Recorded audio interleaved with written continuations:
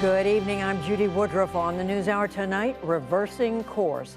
A leaked opinion shows the majority of the Supreme Court would overturn Roe v. Wade, a move that would trigger widespread restrictions on American women's reproductive rights. Then, the potential impact. Lawmakers in blue and red states respond to the Supreme Court's expected ruling on abortion and discuss what it means for their residents. And the invasion grinds on. Fighting persists in eastern Ukraine, and on a visit to Alabama weapons factory, President Biden reaffirmed his commitment to Ukrainian victory. This as civilians continue to bear the heavy burdens of war. It's scary, and I don't understand why. What did we do? We had a normal life before the war. Now nobody knows what's going to happen tomorrow, or even tonight. All that and more on tonight's PBS NewsHour.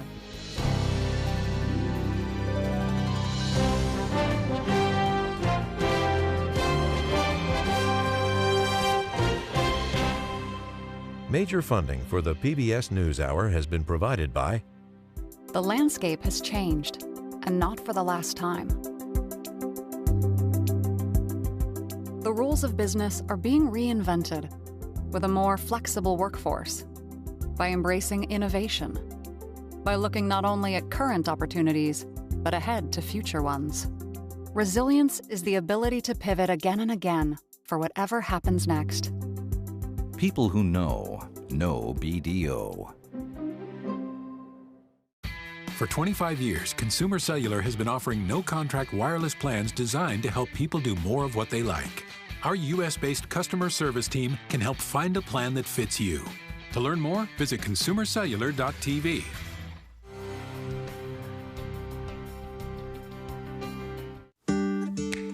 The John S. and James L. Knight Foundation, fostering informed and engaged communities. More at kf.org. And with the ongoing support of these individuals and institutions.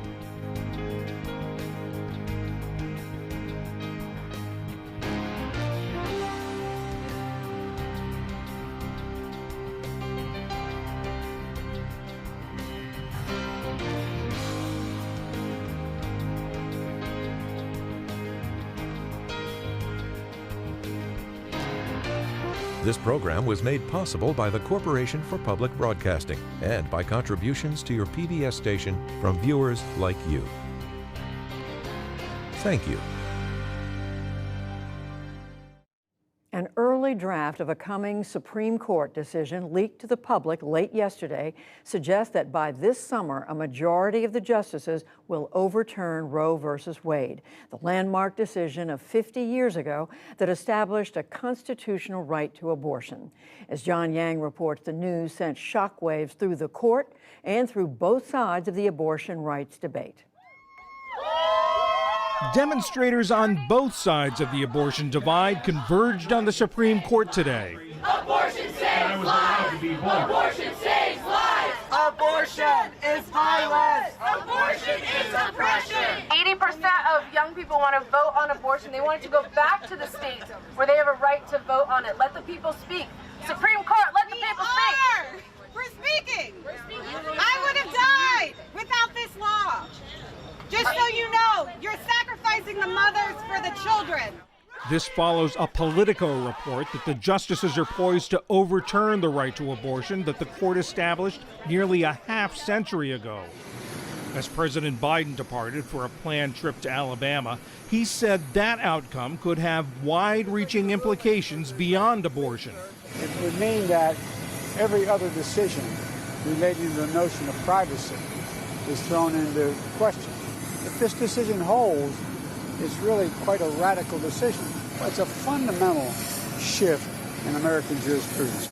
In a statement, Chief Justice John Roberts said the draft opinion in the Politico report is authentic, but he cautioned it does not represent a decision by the court or the final position of any member on the issues in the case. He ordered an investigation into the leak, which has no precedent in recent memory. The document, marked first draft and dated February 10th, was written by Justice Samuel Alito, one of the court's most conservative members and a frequent critic of Roe v. Wade. He wrote, Roe was egregiously wrong from the start. Its reasoning was exceptionally weak, and the decision has had damaging consequences. We now overrule those decisions and return that authority to the people and their elected representatives.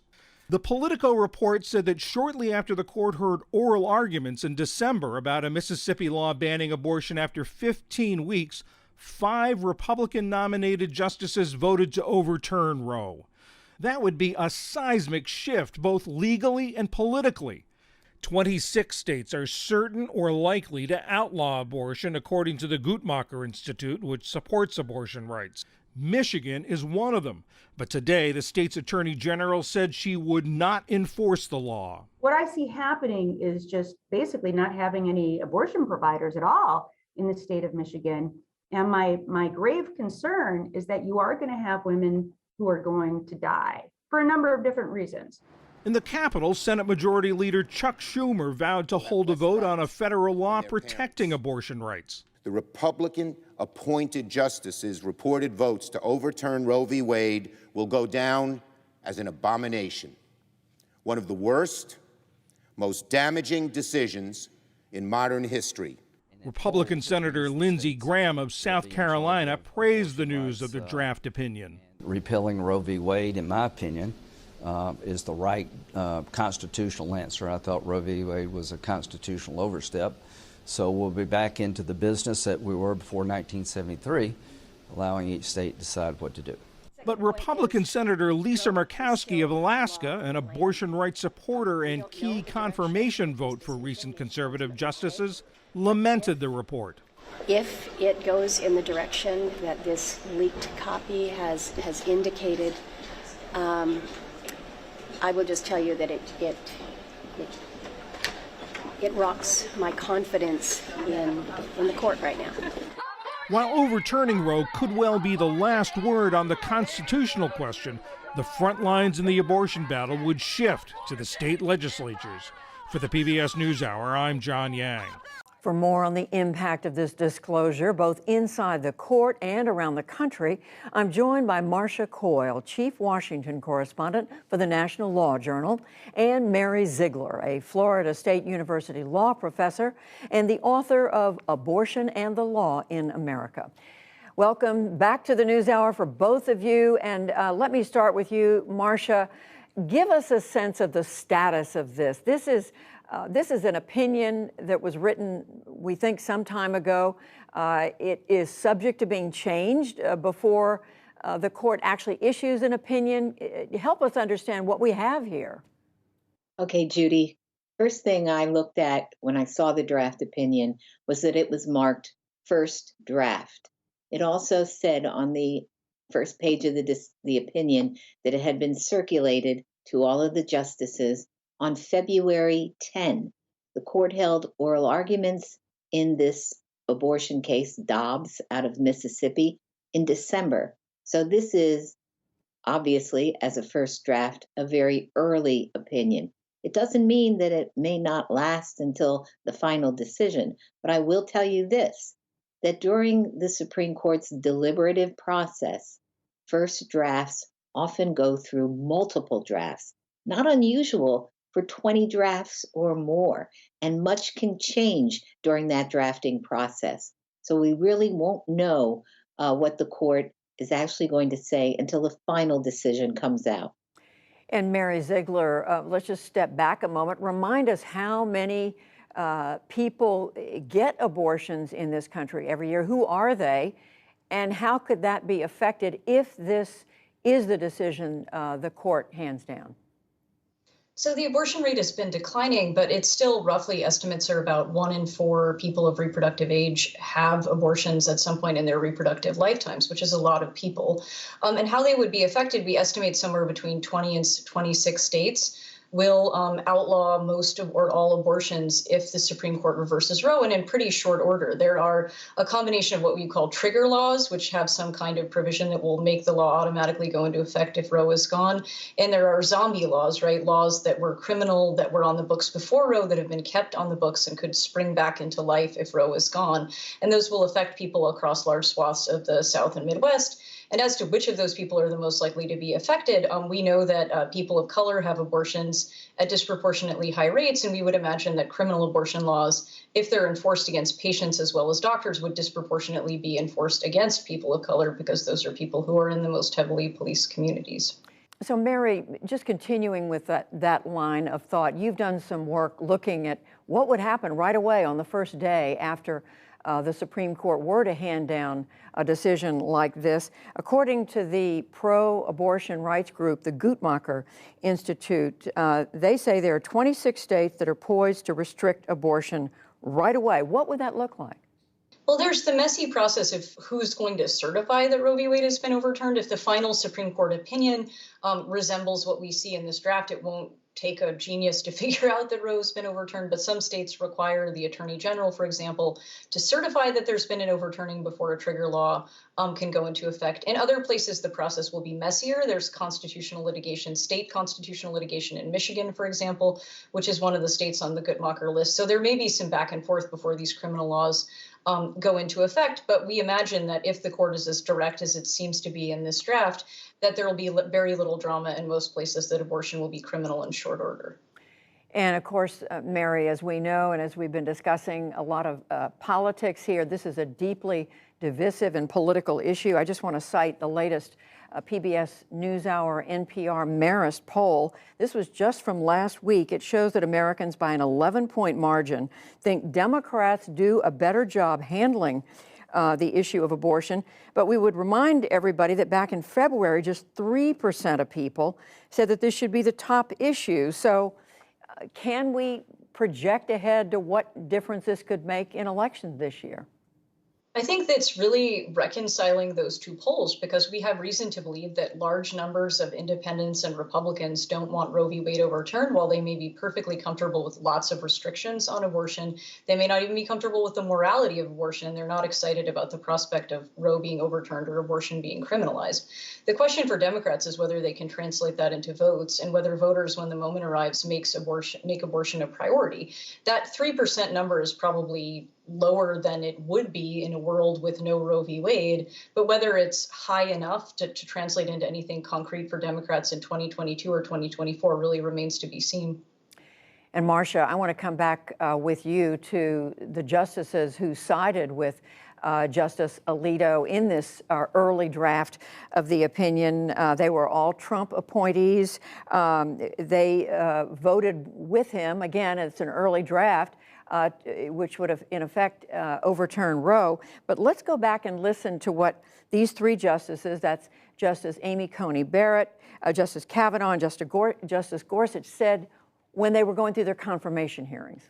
Judges can't just wake up one day and say, I have an agenda, I like guns, I hate guns, I like abortion, I hate abortion. And one of the important things to keep in mind about Roe v. Wade is that it has been reaffirmed many times over the past 45 years. That's the law of the land. I accept the law of the land, Senator, yes. So, Marcia, listening to that, how does that square with what you see here? Well, Judy, I think every Supreme Court nominee who goes before the Senate Judiciary Committee claims that Roe and Casey are settled law. And I think it's time that we all realize that that really is meaningless. Yes, they're settled law, and so are many other Supreme Court decisions, but it doesn't mean that they can't be overruled. They are a constitutional-based decision, which gives the court a lot more liberty in terms of overturning it than it does a statutory decision. So settled law, to me, really means nothing. And last question for you, Marcia, just the very fact, the astonishing fact of this leak. This is rare. It doesn't happen very often. What do you think it means, and what do you think it means for the court going forward? That's a good question, Judy. I think there are two things that we can look at here. One is, what does it mean for the court going forward? Well, I think the leak itself probably means that the court is going to be doing some internal rethinking about its processes in a way to ensure greater secrecy. And how that affects their ability to deliberate and communicate with each other, I don't know. We'll just have to wait and see. But it also is a question of how the leak and the ultimate decision affects the public's perception of the court's legitimacy, which a number of the justices recently have been very concerned about the court's legitimacy in the eyes of the public, and the court's approval rating has been declining. If it stands, this is a decision that overrules precedents that the majority of Americans say don't overrule. So that has to have some kind of impact, and we'll just have to wait and see what that means for the court itself. Well, on this day when we are digesting a big piece of information, we want to thank both of you, Marcia Coyle, Mary Ziegler. Thank you. Thanks for having us. Thank you, Judy. And now we take a look at how a potential undoing of Roe is viewed on Capitol Hill. To help us understand how lawmakers are preparing for any fallout, I'm joined by our congressional correspondent, Lisa Desjardins. Lisa, hello. So you've been spending today looking at this. Does Congress have the ability in any way to affect abortion across the country? Absolutely it does. Congress makes the laws of this country. Congress could pass a law protecting what advocates call abortion rights, keeping abortion legal in this country. And in fact, Democrats have been working on that. But let me kind of update people on where we are and what the problem is for Democrats who want to do that. First of all, if you look at what's been going on, Democrats in the House, which they control, of course, did pass a law in September, the Women's Health Protection Act, that would essentially what you call codify Roe versus Wade, essentially say that abortion is legal in this country. However, that now has to go to the Senate, where it needs 60 votes, as our viewers well know. The Senate did take a test vote on that concept in February. Just 48 votes supported that bill. Notably, among them, not every Democrat expressed support for it. Joe Manchin, senator from West Virginia, was a no vote. Now, what's interesting is watching Joe Manchin now, he's speaking about this today. He is someone who has said he supports women's rights in general, women's health rights, but he felt that bill went too far. So there is some discussion of whether he and another senator, Bob Casey of Pennsylvania, who also had some discomfort with that original bill, whether they could get on board one. There is a bill that might get their support. Senator Susan Collins, a Republican of Maine, and Senator Lisa Murkowski of Alaska, who also support legal abortion. They have a bill that they are floating, and Senator Collins told me today she thinks Joe Manchin will get on board. That's all a lot of explanation to say that there is a bill that perhaps could get 52 votes in the Senate to keep abortion legal in this country in every state. But I don't see any way that it could get 60 at this time. You would have to change the filibuster. There are not the votes to do that. Joe Manchin said today he would not do that over abortion. So even if you got Senator Manchin's vote, you're saying you're still not at 60? Because Senator Manchin is not willing to break the filibuster. Right. Lisa Desjardins, thank you very much. You're welcome. And with decisions on abortion potentially moving, as we've been hearing, into the hands of state governments, Amna Nawaz talks with two leaders on opposite sides of the debate about what this means for their residents. Judy, that's right. This decision would mean states can determine who can get an abortion, when, and under what circumstances for the first time in nearly 50 years. Some states will effectively ban abortions. Just today, Oklahoma's governor signed a bill that bans abortions after 6 weeks of pregnancy. Meanwhile, other states are working to expand and codify access. We will get perspective from both sides. First, for the Republican view, I'm joined by Arkansas Attorney General Leslie Rutledge. Arkansas is one of 13 states with a so-called trigger law that would immediately ban abortions if the Supreme Court overturns Roe v. Wade. Attorney General Rutledge, welcome to the NewsHour. Thanks for making the time. I just want to begin by asking you about access in your state. It's already very heavily restricted in Arkansas. So if Roe is overturned on that day, who would be able to get an abortion in Arkansas? Well, thank you so much for having me on. And this is a historic moment, and we anxiously anticipate the final decision by the U.S. Supreme Court. In Arkansas, we are prepared to save the lives of unborn children. We put a law in place in 2019 that we are essentially calling a trigger law, which will go into effect in the event that the court does, in fact, overturn Roe v. Wade in the Casey decision. The trigger law essentially says that in Arkansas as the Attorney General for the state, I will certify that that is what the Supreme Court of the United States has done, is overturned Roe v. Wade and Casey, which would allow us to have a total ban on abortions in effect, a total ban except to save the life of a mother in a medical emergency. So only in cases of life endangerment, that would be the only exception, not in the cases of, say, if a minor is raped and impregnated, that person could not legally get an abortion, correct? Correct. The total ban is for simply saving the life of the mother in a medical emergency. We were prepared. We were prepared in 2019 when we passed this law in Arkansas in the event that the court did. Like so many Americans, we are hopeful and prayerful because many of us thought for the last 50 years that we would never see this day. Well, let me ask you about another type of abortion, which we've seen Yes, on the rise. If you don't mind, I apologize. I know your time is limited. We have seen medication abortions increasing. How would your state view that? Could women in Arkansas have medications for abortions mailed to them? No, this total ban would apply to any and all forms of abortion, except, again, for those to save the life of a mother in a medical emergency.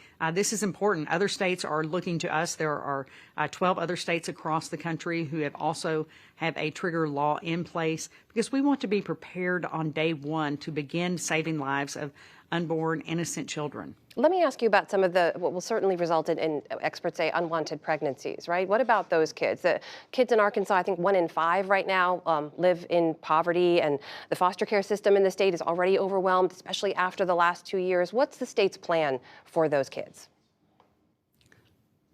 Well, we're going to love those kids, and we're going to give them great educational opportunities. But how will you care for them? A woman earlier who thanked me for my stand on the Supreme Court issue because she said she and her husband were able to adopt 4 children many years ago whose parents did not want them. And had abortion been available, then those children wouldn't have been living and thriving. And so we're going to take care of the children in the state of Arkansas. But just, if I may, just from a resources standpoint, just from a resources standpoint, your system is overwhelmed. You've had a 14% increase in the last 2 years of kids in the foster care system, too many kids, over 4,400, and not enough families to take them in. Is there a plan in place? Well, certainly there is, and that's why I am serving as the Attorney General and running to be the next Lieutenant Governor of Arkansas and supporting my dear friend Sarah Huckabee Sanders as the next governor, because we're going to make sure that we have the resources necessary to take care of Arkansans, to give them that education that they need, to make sure that we take care of those in foster care. I worked in the foster care system. I know those children, and what those children need are love. What they don't need is someone putting a price tag on their life. What is their life worth to them? Absolutely everything. What is it worth to God? Absolutely everything. God intended for that life to begin at conception. He didn't intend for that life to have a nominal price tag on it put on that child's head by some liberal who says it costs too much for that human life. May I ask you about, you've made it clear you believe Roe was wrongly decided. What about other cases? We heard President Biden express this concern either. What about other cases that were similarly decided on this constitutional right to privacy? The same-sex marriage, for example. You made clear that you disagreed with that decision as well. Would you in Arkansas move to outlaw same-sex marriage? Well, our focus right now is on the Dobbs decision and whether or not it does, in fact, overturn Roe v. Wade. When the Obergefell decision came down and I was the sitting attorney general, I immediately sent out a memo explaining that this was, in fact, the law of the land in the United States to ensure that state agencies and those conducting and performing marriage ceremonies adhered to the law. I think that's important for Arkansans and Americans to understand that we must respect and uphold the law and defend the law. What the Supreme Court did, or rather what we're hoping the Supreme Court has done in this decision of Dobbs, is to adhere to the Constitution of the United States and to return this power back to the states where it belongs and to allow states to have the public policy discussions and to make those decisions among the respective states rather than having those policy decisions made at the U.S. Supreme Court. So you don't believe that if the court were to overturn Roe, that would then undermine that right to privacy basis for other decisions like same-sex marriage?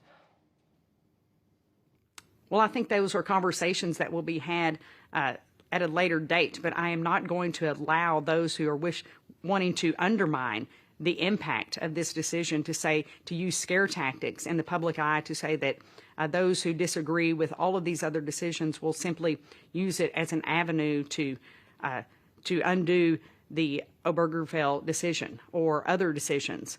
What we must focus on is saving the lives of innocent children, who have millions of which we have lost over the last 50 years from the time January 22nd, 1973, that the Supreme Court got it wrong. It's been wrong every day since. Which innocent life was lost that perhaps had the cure for cancer? Which child was lost that had the cure for Alzheimer's? Which child was lost that could have stopped some domestic violence case? Attorney General Rutledge, we will never know because the Supreme Court got it wrong 50 years ago. If I may, one last question. What about what other states are doing? I understand how your state is prepared if this were to be overturned. We've seen other states work to codify and even welcome people who are seeking abortion care services into their states. Would you go after Arkansas residents who go to other states to get those same kinds of abortion services? Well, we will have to look at whether or not, if those states allow those practices. I am quite frankly appalled when I see Nevada and New York and their attorneys general and state leaders saying abortions are going to be on demand in our state. We are ready to take care of a pregnant person. As the mother of a 3-year-old baby girl, there is no such thing as a pregnant person. Only women get pregnant. And I am appalled that they are advertising that they are going to be alive and well. But that is a public policy discussion to be had in those respective states. That is what this decision is about, is whether or not we will adhere to the Constitution and put the power back to the respective states. That is the Attorney General for the state of Arkansas, Leslie Rutledge, joining us tonight. Mrs. Attorney General, thank you so much for your time. Thank you. And now for a Democratic point of view, I'm joined by Connecticut's Governor, Ned Lamont. Governor, welcome to the NewsHour. Thanks for your time. I want to begin by asking you the same question I put to the Attorney General about abortion access in your state. If Roe is overturned, what would be the impact? In the state of Connecticut, what would abortion access look like? Well, first of all, this Supreme Court leak took us totally by surprise. We thought this was settled law. That said, about 5 years ago, we did pass a statute that says a woman's right to choose will not be abridged in the state of Connecticut, no matter what the feds do. As you know, that can be changed by another legislature going forward. Right now, I think a lot of folks are nervous, can't believe the politicians are getting back into this. So you have pledged to sign into law a bill that basically expands abortion access by broadening not only the types of providers who can offer those, but also protecting providers and patients who travel to your state for those services from other states where it has been outlawed. Are other states calling you because they want to do something similar? We're getting some inquiries, but look, you listen to what's going on in Texas. It was going to be enforced by lawsuits and the such, like vigilante justice. A number of women maybe want to come up to Connecticut to exercise their reproductive rights. I don't want Texas, judges going after them. So we're going to protect our folks providing this service, protect our clinics, and protect the women. But Governor, all the states that surround you have also worked to codify that abortion access. So have you seen other people from other states traveling to Connecticut for those services? Not so much as yet. We're just ready. But you do anticipate that could happen? I do anticipate that, sure. I look at the neighboring states to Texas right now, and I see a lot of women have to travel out of state to get their reproductive rights. Well, let me put to you what your critics would say, which is that you are protecting people who are essentially breaking the law in other states. Would you do that for any other law? What would you say to them? I'd say we're protecting people's rights here in the state of Connecticut. We're exercising or enacting the rights that we have right here. I don't have to sit around enforcing 24 other states, each of which has probably a very different reproductive law going forward. I don't know what they're going to do. I don't know what they're going to do on rape. I don't know what they're going to do on incest. I know what we're going to do in Connecticut, which is protect women's rights. What about this concern we heard from President Biden earlier today, that because Roe was decided on the basis of a constitutional right to privacy, it undermines other cases that were similarly decided? Do you have that concern? I wouldn't know that. Let me just ask you then, if these kinds of steps were not taken by you and your state legislature there, we know other states are making similar moves, what do you worry would happen in the state of Connecticut and the surrounding region? We had a couple of thousand anti-choice protesters outside of the Capitol just a few weeks ago. So there's a pack here in the state of Connecticut that wants to outlaw a woman's right to choose. So we have to be very vigilant here, especially given the changing political climate starting in the Supreme Court. And I think a majority of the states are going to take away a woman's right to choose. And we're not going to let that happen in Connecticut. Governor, we have less than a minute left, but I wonder if you can step back and kind of offer a big picture take here. Many people are worried if Roe is overturned, what will essentially end up is a patchwork of abortion rights access depending on where you live. What role do you see Connecticut playing if that is to be the future of this country? I think stay a leader when it comes to reproductive rights and keep the politicians out, working with my neighboring states like we do to make sure as a region, you know, what your rights are going forward. And hope to God that the Supreme Court, or even better, Congress can get it right and pass legislation that does not interfere with a woman's right to choose. That is Governor Ned Lamont, Democrat from Connecticut, joining us tonight. Governor, thank you so much. Thank you. And speaking of Congress, back now to the national perspective on this issue. Let's turn to the highest-ranking female Democrat in the Senate. She's Patty Murray of Washington State. She's also the chair of the Senate Health, Education, Labor, and Pensions Committee. Senator Murray, thank you so much for joining us. You said earlier today that if the Supreme Court comes forward with a decision, anything like what we've seen, it's a five-alarm fire. What did you mean by that? Well, Judy, I, in all of my adult life, since I was in college, have lived in a land where Roe v. Wade was the law of the land. It ensured people's privacy, that if you made a decision about whether or not to have a child, it was your decision along with your spouse or your partner, your own, determined on your own faith, determined on what your doctor was telling you was right for you, your economic decision, your health decision. And all of a sudden, we see that right being ripped away. And now we are going to have potentially a generation of women who will not have that right, even in the case of rape and incest. That is going to change the economic and health dynamic for millions of women in this country, and I just am appalled. And Senator, we just heard Governor Lamont say, he could look to Washington for some remedy here, but we know that it was just 2 months ago. The Senate failed to pass, a Democratic majority in the Senate, close but still a majority, failed to pass a law that would codify women's right to an abortion. If you couldn't pass it then, how could you pass it now? Well, obviously, what we are going to do next week is have a vote on this so everyone in the country knows where their senator stands. Who is your voice? What are they saying? So that when this fall we have elections, people will have an opportunity to know where their elected official stands. And I am calling for our country to wake up and say, if you want to make sure that this is your decision, not a politician's decision, that when it's your health care at stake, it is your decision. When it's your economic family values are at stake, it's your decision. Then you need to look at who you are voting on in the coming fall elections so that we can have a pro-choice Democratic or even a pro-choice majority, Republican or Democrat, that we can have a pro-choice House so that we can put in place a codification of Roe v. Wade so that it is the law of the land and the Supreme Court cannot take it away from us. It sounds like, Senator, you're saying that right now, though, what this would mean is, you said, so that voters would know where their senator stands. In other words, are you saying you accept the idea you may not get it passed this year? Well, we may not get it passed, but people need to know where their senators are right now. And I think this has all of a sudden become an issue of real to people. It wasn't a few weeks ago. It wasn't a year ago. I think a lot of people thought, oh, this will never happen. Well, it is happening. And it is your body, your decision, and it's about to be taken away from you. And you need to make your voice heard. Do you believe, Senator, that you and other Democrats might be willing to go along with a modified version of the legislation that was up before the Senate a couple of months ago? Lisa Desjardins, my colleague, was reporting that Senator Collins, Senator Murkowski are looking at an alternative version of this. Well, that's 2 additional senators. That's great. But as everybody knows, right now we need 60 senators. And again, what we are going to do is allow next week for everybody to put their voice on the line. Do you support a woman's right to make her own healthcare choices, or do you want politicians to make that choice? That vote will be in front of the Senate next week.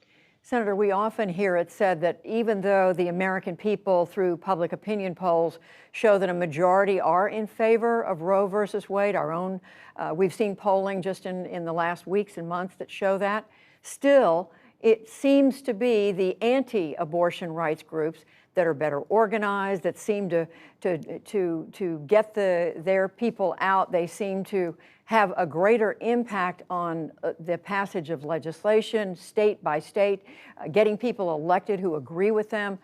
I mean, what is your sense of why Democrats haven't been able, frankly, politically, to transform that public support into something that can bolster your view legislatively? Well, I think, Judy, part of it is people really felt that it wasn't a threat. This is something they've grown up, lived with, expected, known it's been thrown around by politicians, but never expected to be taken away. And that is now reality for millions of women in this country. And do you think that, I mean, I hear you saying that you hope people get it now, but how do you plan to transform it? If right now you don't have the votes, how do you plan to change it? Because, Judy, what we do know is there is an election this fall, and people will be able to go to the ballot box and decide who is going to be their voice and their vote on critical decisions like this and many other decisions.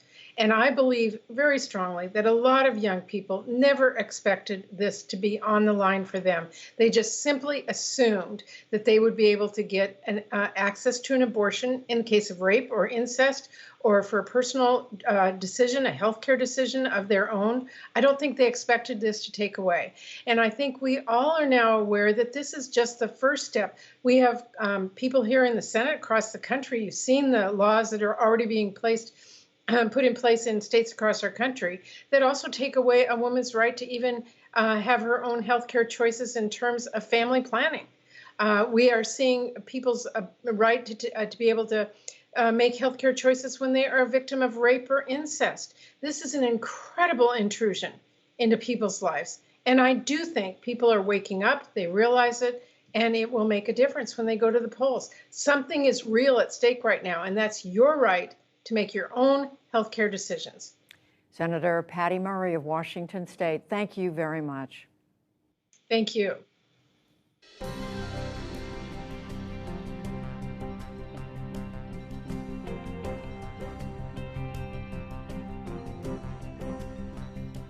Tonight, Russian forces are besieging the Azovstal steel plant. That is the final holdout of Ukrainian soldiers and civilians in the city of Mariupol.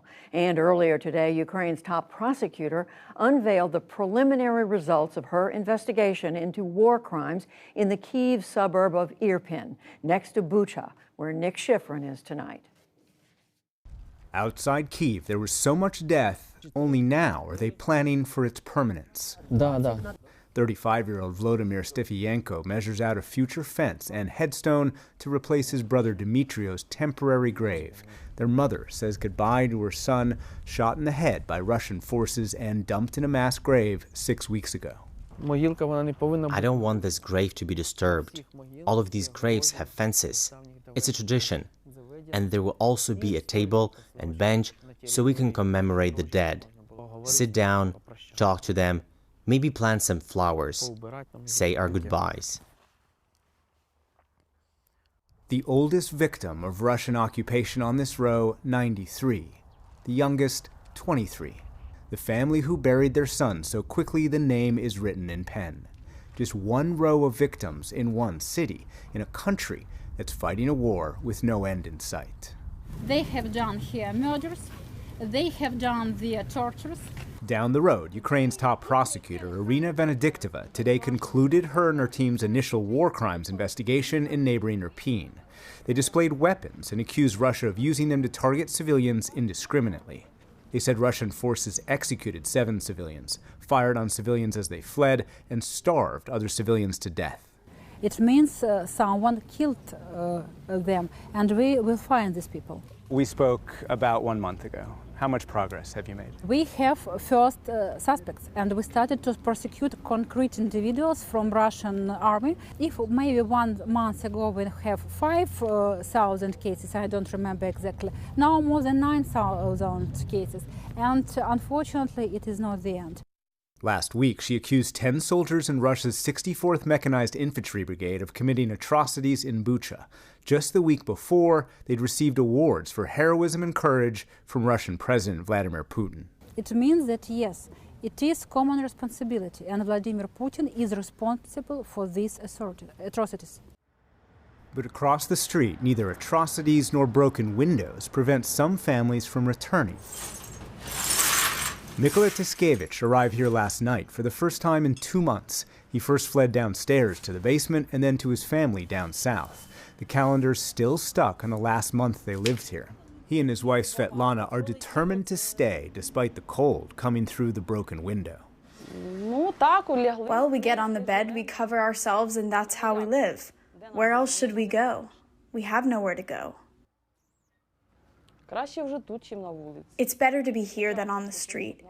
Even though it's cold both here and outside, it's like we're on the street.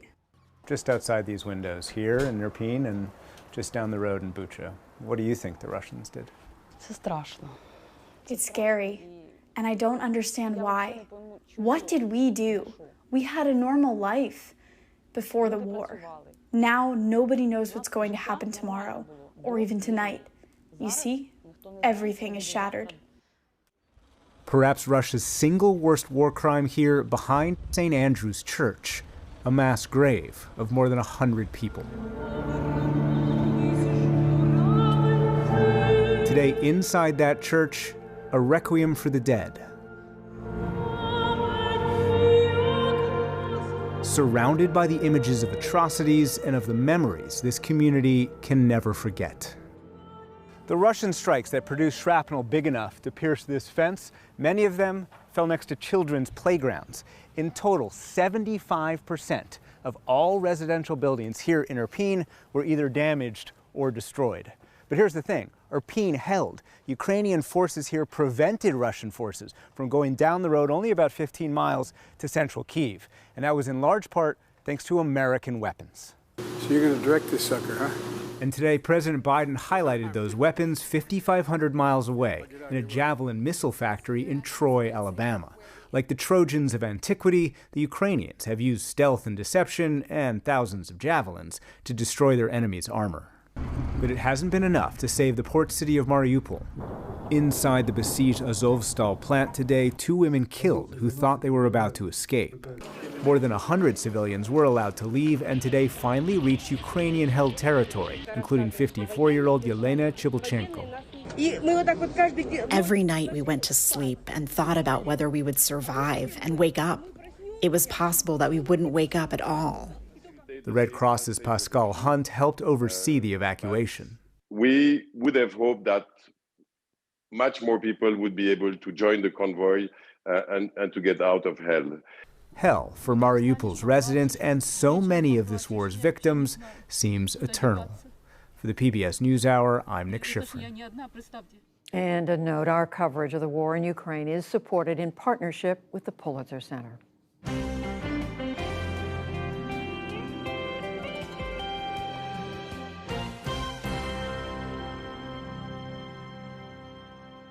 In the day's other news, the Biden administration has formally declared that Russia is wrongfully detaining pro basketball star Brittany Griner. She's been held in Moscow since February on a drug possession charge.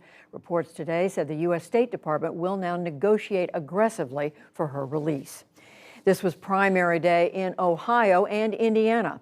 In Ohio, J.D. Vance had former President Trump's backing in a Republican fight to succeed retiring U.S. Senator Rob Portman. Incumbent Republican Governor Mike DeWine appeared set to fend off 3 far-right challengers. Meanwhile, top Republicans in Indiana's state house also faced conservative opponents. Across India, rolling blackouts are cutting electrical power to swaths of the country, which is under extreme heat that has sent temperatures to 120 degrees. The outages are a result of power plants running low on coal. Business owners in New Delhi and elsewhere say they are feeling the effects firsthand. Before, the power would go for maybe about 1 hour in a whole week, but now it's regular. It's gone for at least 1 hour. And how will there be any business? If there's no light, who will come and sit here in the heat? March in India was the hottest month since 1901. And in April, average temperatures in some areas were the highest in 122 years. Back in this country, former President Trump's inaugural committee and business will pay $750,000 to settle allegations involving his Washington, D.C. hotel. The city had accused the committee of overpaying for hotel events to enrich the Trump family. If a judge agrees, the payments will benefit 3 nonprofit organizations. Democratic lawmakers in 16 states called today for offering legal refuge to transgender youth and their families. It's a response to efforts to ban gender-affirming care in some Republican-run states. The Democrats will introduce refuge bills similar to measures in California, New York, and Minnesota. And on Wall Street today, the Dow Jones Industrial Average gained 67 points to close at 33,128. The Nasdaq rose 27 points. The S&P 500 added 20. This is the PBS NewsHour from WETA Studios in Washington and in the West from the Walter Cronkite School of Journalism at Arizona State University. Even before it was published today, a new book has been making waves in Washington with its revelations about the fallout from the January 6th insurrection and the first year of the Biden administration. The authors are New York Times reporters Jonathan Martin and Alexander Burns, and their book is This Will Not Pass: Trump, Biden, and the Battle for America's Future. John Martin, Alex Burns, welcome to you both. Congratulations on this book. So much reporting here, so much to ask you about. But I do want to start with the news that has come out today, this extraordinary leaked opinion from the Supreme Court. The both of you have done so much political reporting over your careers. Let me start with you, John. What do you see, assuming this is where the court ends up, what do you see as the political fallout from this, especially for the midterm elections? Well, it's going to galvanize Democratic activists who a lot of people in the Democratic Party were concerned heretofore. We're not terribly excited about this midterm election. President Biden's approval ratings are obviously dismal. There's not been enthusiasm from younger voters and from some people of color for Democratic candidates this year. And obviously, this potential decision offers Democrats the chance to turn that narrative around, Judy. So we will see where that goes. But I do want to ask you, there's so much to ask you about the book. John Martin, you document how much power former President Trump wields over the Republican Party. My question is how he does that. I mean, you know, there's already been a lot of reporting about what you found out about Kevin McCarthy and what he said in the immediate aftermath of January 6th and then what he did. But so few Republicans are, as we see, able to stand up to former President Trump. Why is that? How does he wield power? Well, this is one of the central themes that we chronicle in This Will Not Pass, and that is the grip, the iron grip that President Trump has had on the Republican Party really since he first arrived on the political scene in 2015. We get into depth, though, with a lot of inside stories that you have not seen before about how he controls the party, and even in his exile in the weeks and months after January 6th. That period, Judy, where for a few days it was unclear if he was still going to be the dominating force in the party, sort of why and how he was able to reclaim the control that he has to this day over the GOP, and why people like Kevin McCarthy came back to his embrace. And I think the short answer, Judy, is that he simply has great popularity among rank and file voters. And being a political leader it basically offers you a test. You can try to lead your voters and steer them in a direction that you think is best for the country and for your party, or you can basically follow them and bow to their preferences, real or perceived. And that's what a lot of GOP leaders in Congress have done with Trump. They just believe he's popular among their voters, and it's not more complicated than that. But Alex, just picking up on what John just said, this relationship that Trump has to the Republican leadership in Congress, Senate Minority Leader Mitch McConnell, on the one hand, you have him basically doing what Donald Trump wanted, but then having a very frosty relationship with him. Right after January the 6th, he was upset too, but then he ended up not voting to impeach. I mean, how do you explain the Trump-McConnell dynamic?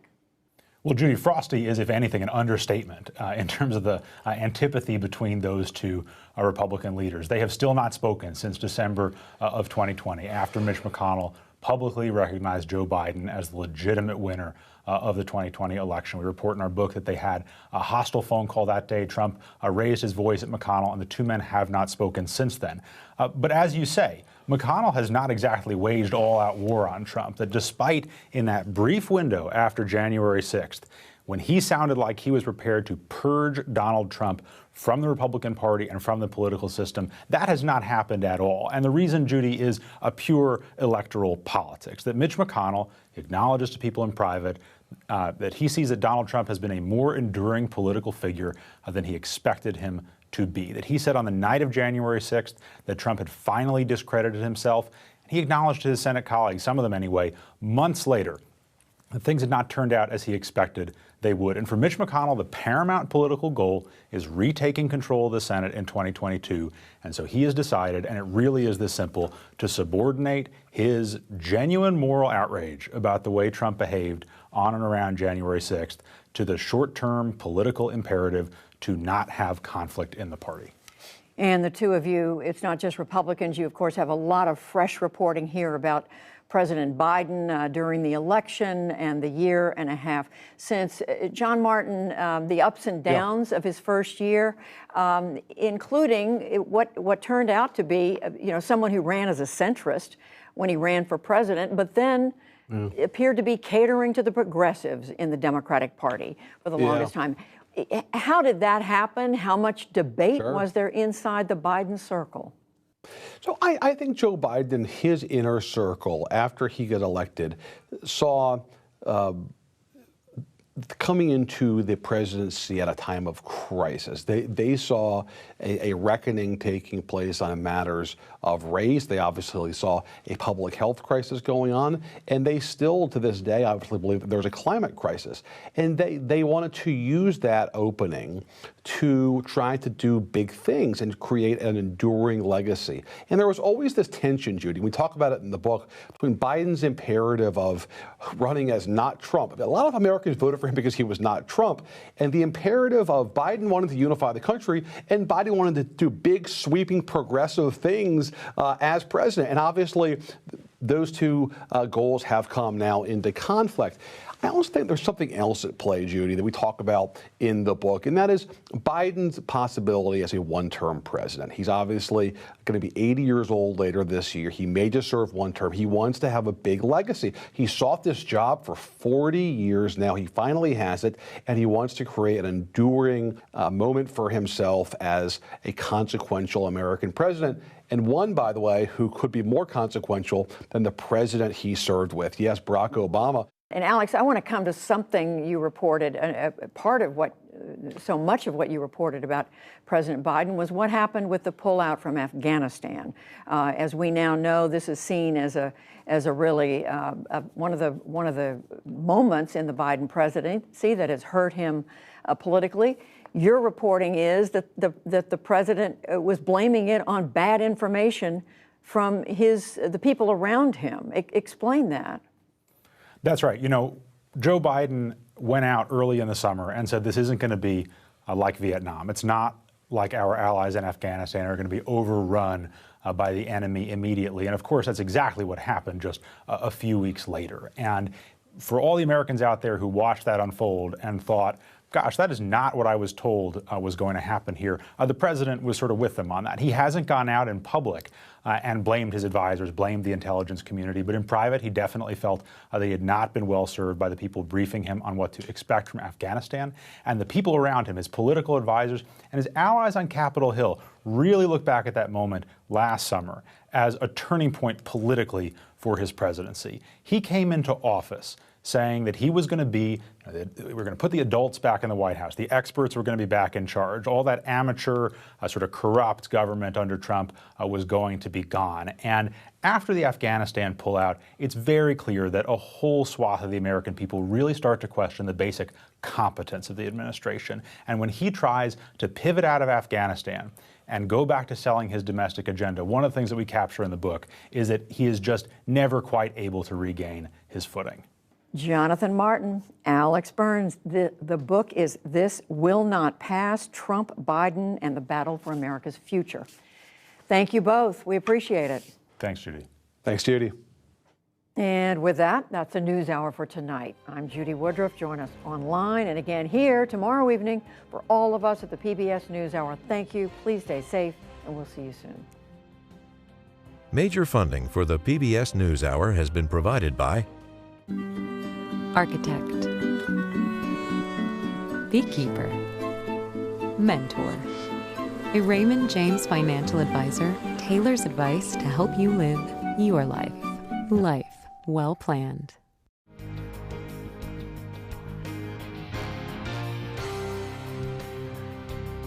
Carnegie Corporation of New York, supporting innovations in education, democratic engagement, and the advancement of international peace and security at carnegie.org.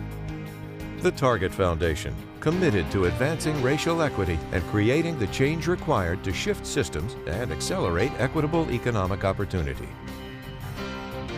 And with the ongoing support of these institutions.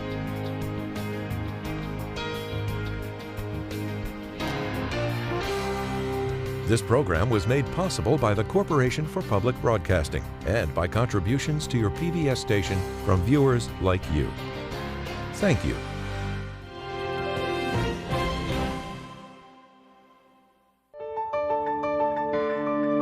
You're watching PBS.